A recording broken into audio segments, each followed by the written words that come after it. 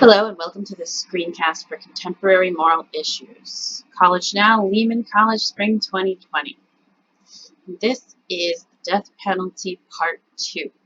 In this video, and I think we'll be able to do this all in one video, it might be a little bit longer, but I don't think there's enough to warrant 2 videos. We are going to consider the last 3 articles in our textbooks section about the morality of the death penalty. So first we're going to look at Ernest van den Haag, excuse me if I mispronounced that, his article, A Defense of the Death Penalty, and this starts on page 372. So recall that in the first articles that we looked at the introduction to the concepts we need to think about morality of the death penalty. We also looked at Kant's arguments that the death penalty is warranted. And then we looked at Stephen Nathanson's argument against it, against the Kantian argument specifically. So the 2 articles from philosophers or legal scholars that we are going to look at today, before we look at an article that's mostly data, are focused in a little bit of a different way. They have some intention, meaning Kantian intentions are when the only thing we can judge morally, right?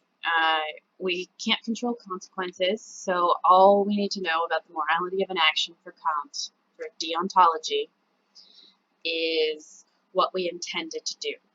So if we intended to murder someone in a premeditated fashion, that's what we get judged morally on. Consequences don't enter into it at all. And these 2 articles are going to be largely consequentialist, even though there are some discussions about human rights in there, which are more about what an individual person possesses and not the consequences of the actions. So there's sort of like a little mixture of what we owe to one another, or deontology, and consequentialism, or focusing on the consequences of our moral action or inaction. Van den Haag tells us first that there are about 20,000 homicides in the United States per year. And he was writing in 1986, says the textbook, so we might think there needs to be an update. And if you look quickly on the internet, it tells us it's about the same, maybe a little bit less. And only about 30 people per year out of that 20,000 convicted murderers get executed per year. And that actually seems to remain relatively true from 1986 all the way up to now. There are some years that are outliers with a bit more, but it remains a bit steady-ish. So you can see that capital punishment, or the death penalty, is not a widely practiced phenomenon compared to the numbers of 1, people in the United States itself, and 2, the number of total convicted murderers. But it still remains an important moral issue. Remember, when we talk about moral issues, we only care about the reasons we can justify our actions, or the reasons we can justify not doing a particular action. And of course, any society has other factors that they have to consider, like economics and the cost of these sorts of things. But they don't. Some say that those sorts of things factor into our moral decisions, and other people argue that they do not. So we'll see pretty much the polar opposites with this author, Van den Haag, and our next author. So Van den Haag takes some of the arguments from our previous author and attempts to refute them directly, argue against them, and then he adds a few more counter-arguments against abolitionism after that as well. And he's going to ultimately conclude that the death penalty is just in a murder case, meaning that the person was actually convicted.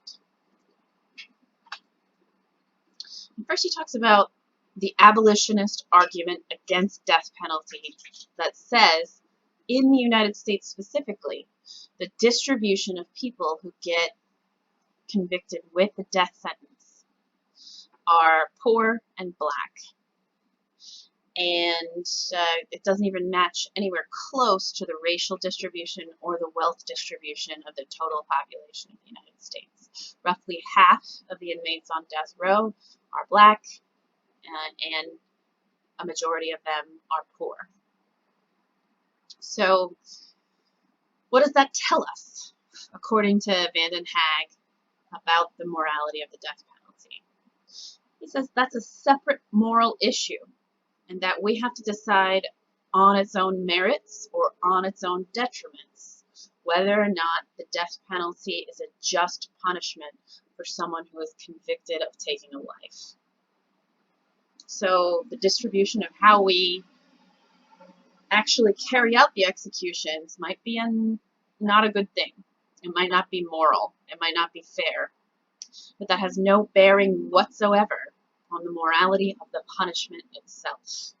So he says, if capital punishment is moral, no distribution would make it immoral. Improper distribution cannot affect the quality of what is distributed, be it punishment or rewards. And then he tells us that equality is less an important value than justice. So if the death penalty is just, if you buy his final conclusion that we have the moral right to execute some prisoners, in his case murderers, then that sense of justice for fixing, however best we can, the loss of life that happened during the murder is more important than distributing it equally. I have to take issue a little bit with him here, because many people, many moral thinkers and many lay people in the population think that equality is a part of justice. But we won't go too deeply into it here. We'll save some of the counter arguments against this author for the conclusion. He wants to tell us if murder warrants the death penalty. It doesn't matter who ends up getting the death penalty, because in each individual case, the person deserves it. Okay, so we have somebody who committed a premeditated murder. One of them is black, one of them is white. We have two of them. And the black person gets executed and the white person does not. He says, okay, the distribution might not be fair, but both murderers deserve the death penalty. And just because one of them got out of it doesn't mean that the other one didn't deserve it. Then he has 3 rapid-fire arguments on page 374 as to why miscarriages of justice don't matter to the ultimate morality of the death penalty. The fact or non-fact of deterrence doesn't matter. And then what he calls incidental issues that I've labeled as errata, which just means miscellaneous extras. Okay, so miscarriages of justice, that means we execute innocent people. We have made an error, we convicted somebody when they are not guilty. And to many people, since taking the life of somebody is the harshest punishment that we can mete out in our judicial system, that's a big deal. If there's a case in which some innocent person gets executed, the abolitionist would say, that means we can't ever use this punishment. But Vanden Hag says no, all human activities have rates of error, and if we stopped doing things and being agents because we might make a mistake, we wouldn't do anything. There are many human industries that have some rate of death every year. Trucking, lighting, and construction are his examples. But we don't stop doing any of those, so we shouldn't stop meting out appropriate punishments if they are moral. And again, I said I was going to save counter arguments for the end, but I think this is a weak comparison, because the ultimate goal or aims of trucking, lighting, or construction are very different to the ultimate aims or goals of the death penalty or punishment in the justice system altogether. So when someone says that you're committing the fallacy of false analogy, someone might compare two things and say they're importantly similar in relevant ways, but you disagree. You say that no, they're not similar in those ways, so you can't compare that thing to the other thing. Okay, so for the second argument, he has a similar argument to the one where he was talking about unequal distribution having no moral relevance to our decision whether or not to use capital punishment. He says, okay, maybe there is no deterrence factor because so few people who are convicted end up being executed. But again, that's irrelevant to the morality of the punishment itself. Because if it is moral to take someone's life in return for their taking a life, it doesn't matter what effects it has in society.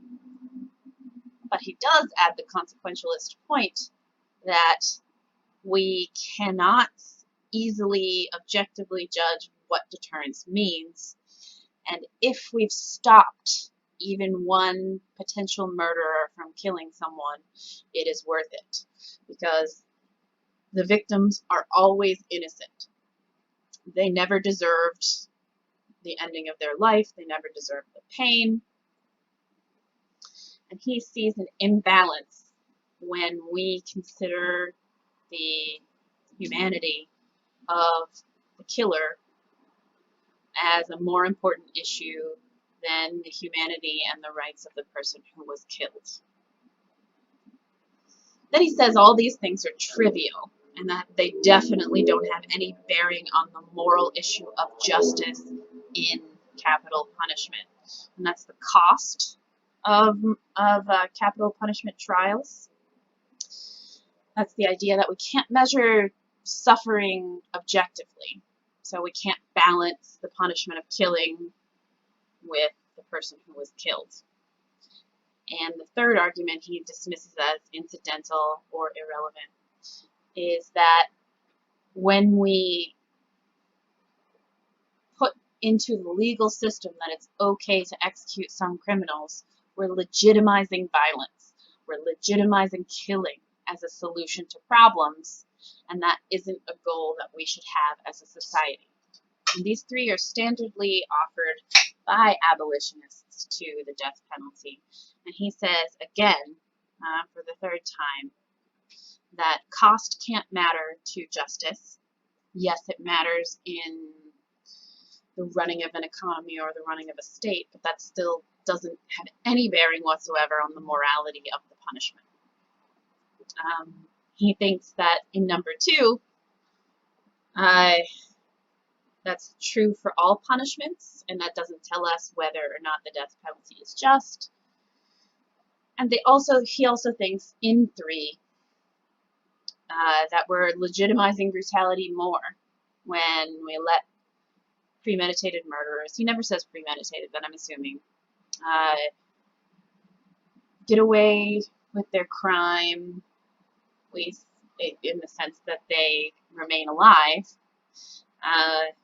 It's more brutal to say that the victims don't matter. It's not uncivilized, it's not inhuman. And he says, let's see if I wrote this quote down. No. These are things that I've already gone over a little bit. The moral choice, he says, and this is his sort of central conclusion about the morality of capital punishment, will always be to keep in mind the innocence of the victim and the idea that the murderer forfeited their own humanity or their human rights when they decided to take the life. He says, and this is the quote I thought I put on here, but I did not, and this is page 375.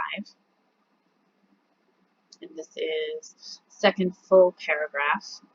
Alternatively, or concurrently, One may believe that everybody, the murderer no less than the victim, has an imprescriptible or natural right to life. The law should therefore not deprive anyone of life. I share Jeremy Bentham's view that any such natural and imprescriptible rights are, quote, nonsense upon stilts. So Jeremy Bentham, I think we've talked about him, or at least mentioned him briefly, was one of the founding fathers of consequentialism. And consequentialism versus Kantianism or deontology have always been at odds in the sense that intrinsic value cannot be accounted for in consequentialism. All that matters, remember, for consequentialism is whether things in society have gotten better or worse, the consequences.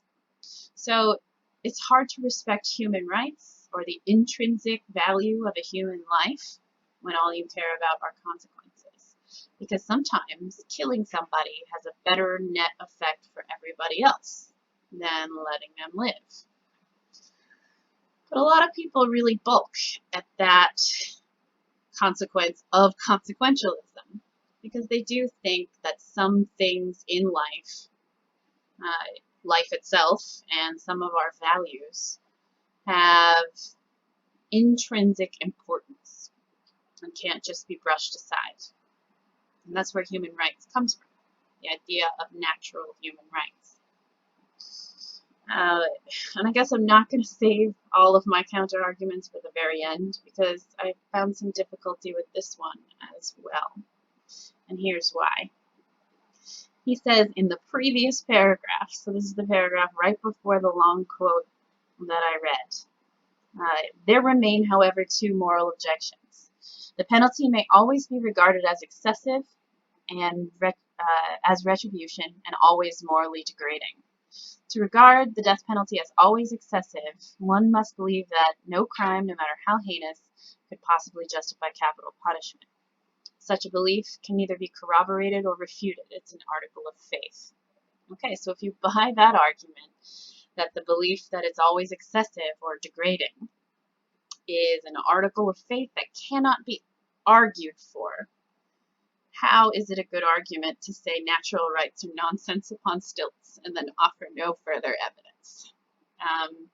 He does the same thing. He makes us take it as an article of faith that natural rights or human rights, intrinsic human rights, are nonsense. He offers no argument whatsoever. And incidentally, there are arguments as to why it's excessive, and we've seen some of them in the previous article.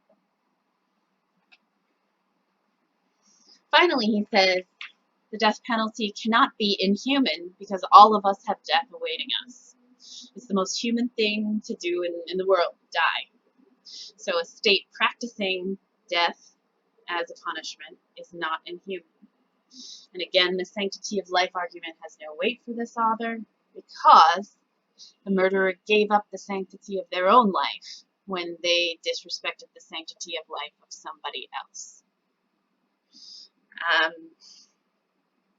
This is, again, I think, a faulty analogy because natural death is nothing like killing. But you might have a different conclusion to me. I realize I have a strong point of view in this particular article. I do think that there are stronger arguments out there for the justice of the death penalty in some cases. I think the editor of this textbook happened to pick one that has quite a few glaring flaws. But always remember my last sentence here. Remember that you can agree with an author's final conclusion. Maybe you believe that the death penalty is morally acceptable in some cases, but you can still disagree with the way they made that argument because it was a poor argument. That's one of the more nuanced things you can learn as a sophisticated critical thinker. Just because someone agrees with your conclusion doesn't mean you have to agree with how they got there. Okay, so now we'll take a look at the second article of 3 for today. We are running a little bit long, so maybe I'll break this out into 2 videos, but I'm hoping that we can get through it all in one. So this is on page 376. Hugo Adam Bedau, the case against the death penalty. And he tells us, 1. Capital punishment does not deter murder. 2. It's meted out by the state in an unfair way. And 3. It's irreversible. And unlike our previous author, he thinks all 3 of these things are very relevant to the morality of the death penalty, and he'll tell us why. His last argument, which I actually think is his weakest argument, says that when we compare our system to all other developed countries in the international community, we're the outlier. In the United States, almost every other developed country thinks it's an inhumane punishment, as well as a majority of so-called undeveloped countries. So we're definitely an outlier in the world. I don't necessarily see how a poll of what's popular has any relevance to whether or not something ought to be done, but we can definitely look at his other 3 stronger arguments. First, it says deterrence. It's just a fact that most capital crimes are not premeditated. Capital crimes just mean eligible for the sentence of the death penalty, if we haven't talked about that before. It's usually murder, and they're usually not premeditated. They're in the heat of the moment. They're under the influence of alcohol and drugs. They're mitigating factors. 2, the time between the sentencing to death and the actual execution is long, it's fraught with legal battles, and it's extremely expensive. So a potential murderer knows this. So they know that even if they're convicted and sentenced to the death penalty, it's unlikely it's going to happen anytime soon. 3, the percentage of murderers that are actually convicted, that are sentenced to death, is very small.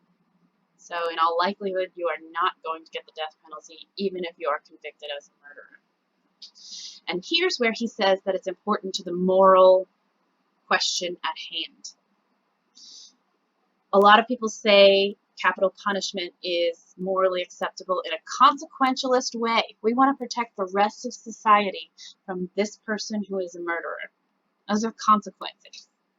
But if it doesn't actually stop anybody, and you care about the consequences, then the fact that deterrence isn't an issue as we practice capital punishment means it's not morally acceptable.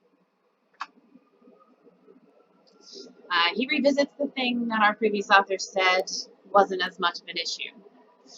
He says capital punishment is definitely skewed in its usage. Poor and Black Americans suffer the sentence disproportionately, and most of the cases that end in an actual execution have a victim that was white, regardless of the race of the person who committed the murder. And he tells us this evidence of discrimination and unfairness is not hard to find, and that's a complete contradiction to our previous author. It's one of the reasons that I think the editor included as the last article in this section just a data dump, just someone who went through all capital cases for 25 years and tracked their outcomes so we can decide for ourselves. We need empirical data when we get 2 competing claims from 2 authors who have opposite conclusions. So you can use that perhaps to see which author is more closely aligned with the truth. Okay, so what about our previous author's claim that this discrimination has nothing to do with the morality of the punishment itself? Bedau says it's unjust because it's unequal. And here's a long quote at the end of the section. The demonstrated iniquities in the actual administration of capital punishment should tip the balance against it in the judgment of fair-minded and impartial observers. William O. Douglas, a justice in the Supreme Court, says, "Whatever else might be said for the use of death as a punishment, one lesson is clear from experience. This is a power that we cannot exercise fairly and without discrimination." So it means if we have an unfair and discriminatory society, we are going to sentence people to death in an unfair and discriminatory way, and that is at the heart of what makes a punishment just or unjust. Finally, this one's really simple. His third argument is that the death penalty is irreversible, and human beings make a ton of mistakes. We're all fallible, meaning that we're never going to be right 100% of the time. And if we're aware of that fact, and we know that death can't be reversed, it doesn't really seem like the death penalty is something a fallible, prone to error sort of being should do. Then he gives us some anecdotal evidence as to convictions that were overturned, but he does try and make his anecdotal evidence a little bit stronger when he talks about it in a more systematic way. When he says several factors help explain why the judicial system cannot guarantee that justice will never miscarry. 1. Overzealous prosecution. 2. Mistaken or perjured testimony. 3. Faulty police work. 4. Coerced confessions. 5. The defendant's previous criminal record, and that means like influencing the jury. Inept defense counsel. 6. Seemingly conclusive circumstantial evidence. 7. And community pressure for conviction. So when we think about the amount of people involved in all of these different kinds of interlocking systems, it's hard to believe that we don't make a lot of mistakes. There are too many routes to error. And when we mistake in a capital punishment case, somebody dies. And as I mentioned, he talks about other developed nations. I personally think this is a pretty weak argument. But if you don't, please tell me why in your homework. I am always open to counter arguments. Make sure you provide as much evidence as you can muster. And finally, here is this article doing a statistical analysis on capital punishment in the United States from 1973 to 1995. Liebman et al. All et al. Means is there's a list of authors, and I didn't have room to write them all out. The authors are James S. Liebman, Jeffrey Fagan, Valerie West, and Jonathan Lloyd. And this starts on page 381. And as this is a philosophy class and not a statistics class or a law class, I am not going to reproduce for you all of the data. It's there for you to look at in your textbook if you wish. I'm going to look at I'll look at a little overview of the data and then what sort of philosophical claims we might be able to draw from that data. Okay. So unfortunately, they don't break down their capital punishment cases by race or wealth, but they do break it down by error rates. And what does an error rate mean? Well, anytime someone is sentenced, convicted, and then sentenced to death, there is a step-by-step procedure that usually happens where higher levels of courts look at what happened in the trial, and if they decide that there was a grievous error in the way the trial proceeded, the sentencing is thrown out, and there are several things that can happen, usually a retrial. So that's where the error rates come from. It comes from the courts themselves who have overturned a death penalty conviction, or sentence, excuse me. And I have here that there are two types of post-conviction courts. Again, this is not a legal class, so you don't really have to remember any of this. It'll just help us to understand the info on the next page. Okay, I'll come back to the last sentence on the previous slide in a minute. This is another version of the table or graph on page 385. And while in the period that they looked at, there were 5,000 or 6,000 cases, you can average it out. So they averaged it out, and they say for every 100 capital sentences in the last 25 years, it moves from the left to the right. Trial, 100 capital sentences. First, the person convicted appeals directly. This is the appeals court. 41% of the time, the appeals court found that there was a serious error. 41% of the time. Then, if that doesn't work, the convicted person has the ability to go to a state post-conviction court. And this is habeas corpus. This is where you can get your lawyer to say, my client is being detained illegally, and here's why. So there's a court especially just to look at writs of habeas corpus. And then those courts found 10% serious error. And we realized we're already down to 59 out of those 100 because we already found serious error in 41%. Okay, now we have somebody maybe that their sentencing still holds up. And then they'll go up to the federal courts of law. And in the 53 out of 100 cases that are still left, 21 are found to have contained serious error, or 40%. And overall, if you average this out, this is, let me check, 68% serious error in all sentences of capital punishment. 68%. It's a pretty high number, right? What is serious error? And that's where this last sentence on the previous slide comes in. They say the vast majority of serious error when a conviction is overturned by a higher court is 1, an incompetent defense, and 2, prosecutorial suppression of evidence. So 1, who has bad lawyers? Oftentimes it's poor people. They don't have the money to hire somebody better, and oftentimes this can lead to an incompetent defense. The class and race bias also might be embedded in number 2, when the prosecution suppresses evidence that says the defendant is innocent. And the prosecution could be anything from the lawyers to the police. So what can we conclude from this?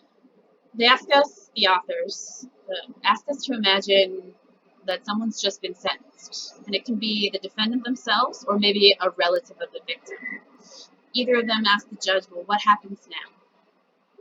And if the judge were honest, they'd have to say, 1, most capital punishment convictions are overturned. 2, it'll take approximately 9 years to find out. And 3, it's vastly more likely that a lesser sentence will be imposed. And they say that the practical consequences of this are that public faith in the courts and the criminal justice system is a casualty of high capital error rates. And that this high of an error rate would not be tolerated in any other sector of human activity. So why is it okay when we are executing people? And though we didn't face the racial or the wealth issue head on, one thing you could think about for your homework is whether or not these high error rates have any logical connection to the uneven distribution of the death penalty. Or you can even think about these high error rates and how they may or may not affect any of our philosophers' discussions on the morality of the death penalty, including Kant, way from the beginning. As always, please ask questions below or on Blackboard or email me if anything is confusing. confusing. And I will see you next week.